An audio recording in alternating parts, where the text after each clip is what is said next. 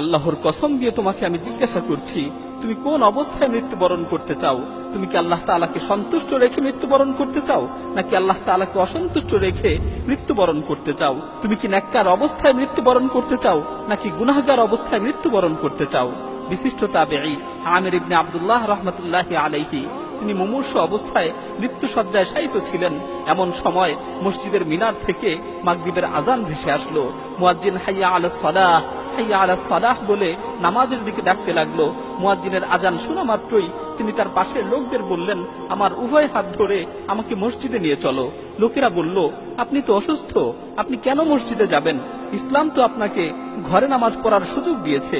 তখন তিনি তাদেরকে লক্ষ্য করে বললেন, মুয়াজ্জিন মসজিদের মিনার থেকে আমাকে নামাজের দিকে ডাকছে, আল্লাহর দিকে আহ্বানকারী মসজিদের মিনার থেকে আমাকে আল্লাহর দিকে ডাকছে, আর আমি ঘরে বসে থাকবো?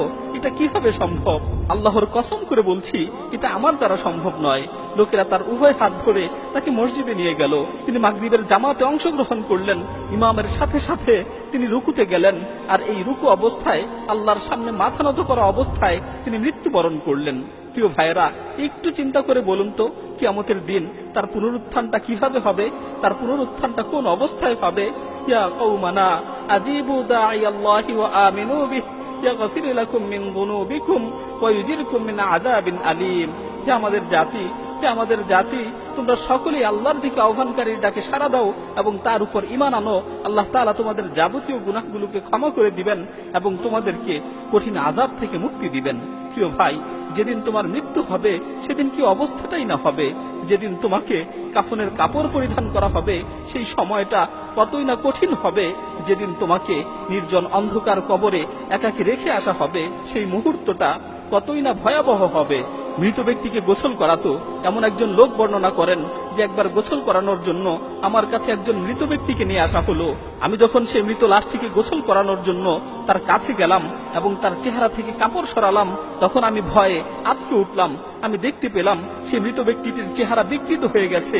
তার চেহারা কালো হয়ে এতটাই ভয়ঙ্কর আকৃতি ধারণ করেছে যে আমি এক মুহূর্ত সেখানে দাঁড়াতে পারলাম না। আমি ভীত সন্ত্রস্ত হয়ে সেখান থেকে বেরিয়ে আসলাম।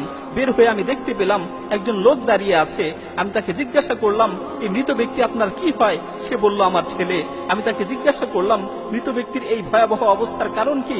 তার পিতা জবাব দিল, এই অবস্থার কারণ হচ্ছে সে নামাজ পড়তো না। এই অবস্থার কারণ হচ্ছে সে কখনোই নামাজ পড়তো না। তখন আমি তাকে বললাম, এই ব্যক্তিকে গোসল করানো আমার পক্ষে সম্ভব নয়, আপনারাই তাকে গোসল করান। আর যে ব্যক্তি নামাজ পড়ে না, ইসলামে তার বিধান হলো সে মারা যাওয়ার পর তাকে গোসল করানো হবে না, তাকে কাফনের কাপড় পরিধান করানো হবে না, তার জানাজা আদায় করা হবে না, তাকে মুসলমানদের কবরস্থানে দাফন করা হবে না, বরং তাকে কোনো এক বিরান ভূমিতে নিয়ে যাওয়া হবে, কোনো এক মরুভূমিতে নিয়ে যাওয়া হবে। সেখানে একটি গর্ত খনন করে তাকে উপর করে ফেলে মাটি চাপা দিয়ে রেখে আসা হবে। প্রিয় ভাই, একটু চিন্তা করুন, আপনি কি এমন মৃত্যুর জন্য প্রস্তুত? ستردها بالروم منك وتسلب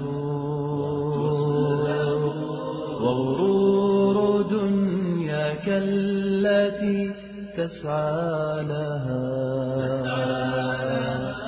دار حقيقتها متاع يذهب